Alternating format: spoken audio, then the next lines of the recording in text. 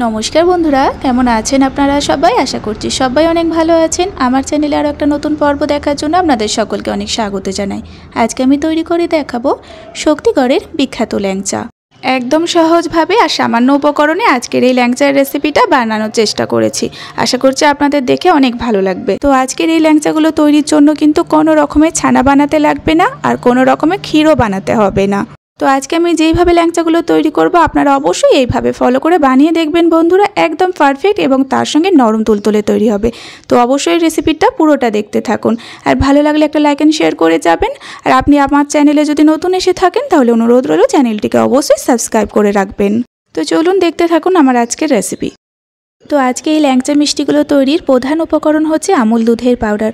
10 টাকা দামের যে আমুল দুধের প্যাকেটগুলো হয় সেটাই আমি 4 প্যাকেট কেটে নিয়েছি আর একটা বাটির মধ্যে মাপ করে 1 বাটি নিয়েছি।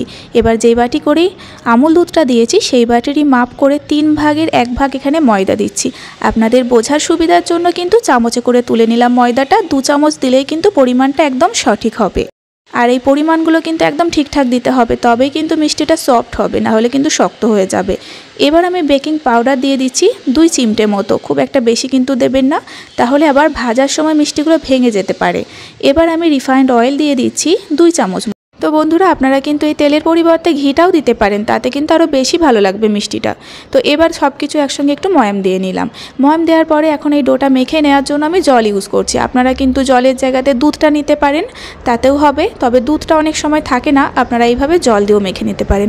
আর জলটা অবশ্যই কিন্তু অল্প অল্প দিতে হবে, মিশ্রণটা কিন্তু খুব সহজেই পাতলা হয়ে যেতে পারে, যেহেতু আমুল দুধ আছে। চেষ্টা করবেন চামচে করে তুলে দেওয়ার, একদমই কম জলেই কিন্তু মাখা হয়ে যাবে। আর মাখাটা কিন্তু একদম চিটচিটে করতে হবে আর নরম করতে হবে, আপনারা একটু দেখেই বুঝে নিতে পারবেন। আর দেখুন ঠিক এরকম করে নরমভাবে ডোটা তৈরি করতে হবে, একদম চিটচিটে। এখন এটা মাখা হয়ে গিয়েছে। তো এটা মাখার জন্য খুব বেশি জল লাগেনি, 4 থেকে 5 চামচ মতো জল লেগেছে। চাপা দিয়ে আমি 2-3 মিনিট রেস্টে রেখে দেবো। তো 2-3 মিনিট রেস্টে রাখার পরে এখন দেখবেন একদম হাতের মধ্যে লেগে যাবে না ডোটা। হাতের মধ্যে আমি খুব ভালোভাবে ঘি মাখিয়ে নিয়েছি মিষ্টিগুলো তৈরি করার জন্য। এবার দেখুন হাতের মধ্যে কিন্তু লেগে যাচ্ছে না, নরম আছে তবে লেগে যাবে না। এবার দেখুন খুব সহজেই ল্যাংচাগুলো তৈরি হয়ে যাবে, একটুও কিন্তু হাতের মধ্যে আর লেগে যাচ্ছে না। তো ল্যাংচাগুলো আমি একটু লম্বা করেই বানিয়ে নেব, যেহেতু শক্তিগড়ের ল্যাংচা একটু বড় সাইজেরই হয়। তো দেখুন এইভাবে আমি বানিয়ে নিচ্ছি, আপনারা আর এক রকম করেও বানিয়ে নিতে পারেন। দেখুন চামচের সাহায্যে ডোটা তুলে নেবেন, দেখবেন আরও সহজ হয়ে যাবে মিষ্টিগুলো তৈরি করা, হাতের মধ্যে লেগে যাওয়ার কিন্তু কোনো চান্সই থাকবে না। চলুন এইভাবেই ল্যাংচাগুলো আমি রেডি করে নেব, আর একটু ছোট ছোট বানিয়ে নেওয়ার চেষ্টা করবেন। তো চলুন এবার এগুলোকে আমি ভেজে নেব। তো ভাজার জন্য তেলটা আমি গরম করেছি, দেখুন হালকা গরম করেছি। দেওয়ার পরে কিন্তু হালকা বাবলস উঠবে, একটা একটা করে ল্যাংচা দিয়ে দিলাম। আর দিয়ে দেওয়ার পরে কিন্তু বেশ কিছুক্ষণ এভাবে রেখে দেবেন, কয়েক সেকেন্ড মতো। দেখবেন আস্তে আস্তে কিন্তু ল্যাংচাগুলো ফুলতে শুরু করবে, তখন এইভাবে কড়াইটা ধরে নাড়িয়ে দেবেন। আর বন্ধুরা দেখতে পাচ্ছেন ল্যাংচাগুলো কিন্তু প্রথম অবস্থাতে আমি এতটা বড় করে আর এতটা মোটা করে কিন্তু বানাইনি, আস্তে আস্তে কিন্তু খুব সুন্দরভাবে ফুলে গিয়েছে ল্যাংচাগুলো। তো এবার আর কিছু নয়, গ্যাসের ফ্লেমটা লো টু মিডিয়ামে করে দেবেন আর ল্যাংচাগুলোকে একদম গোল্ডেন ব্রাউন করে ভেজে নেবেন। যতক্ষণ না পর্যন্ত ভাজা হচ্ছে ততক্ষণ বারবার এইভাবে নাড়িয়ে নিতে থাকবেন।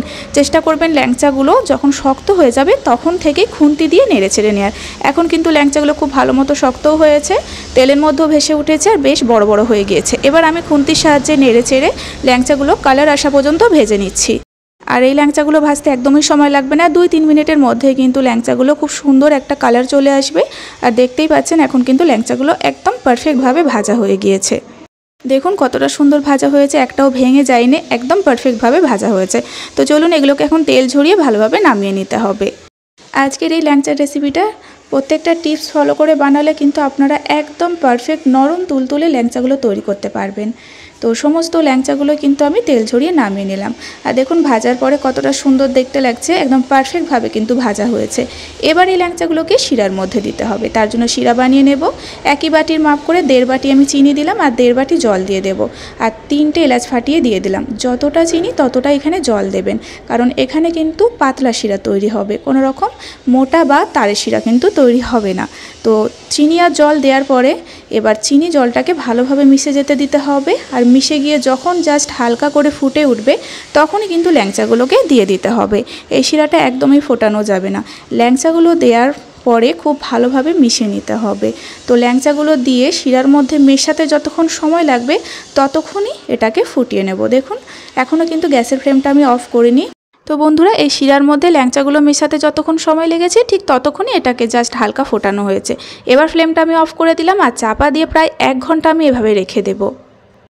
তো পুরোপুরি 1 ঘন্টা পরেই আমি ফিরে আসলাম আর এখন আপনাদের দেখিয়ে দেব। দেখুন যতটা পরিমাণে রস ছিল একদম টেনে নিয়েছে আর একদম সফট হয়েছে দেখেই মনে হচ্ছে। তো এখন একটা প্লেটের মধ্যে সার্ভ করে নিচ্ছি। ল্যাংচাগুলো বেশ ঠান্ডা হয়ে গিয়েছে, এখন ঠান্ডা হলে কিন্তু ল্যাংচা খেতে বেশি ভালো লাগে। ওপর থেকে আমি যেটুকু রস ছিল এক্সট্রা সেটা আমি এইভাবে দিয়ে দিচ্ছি।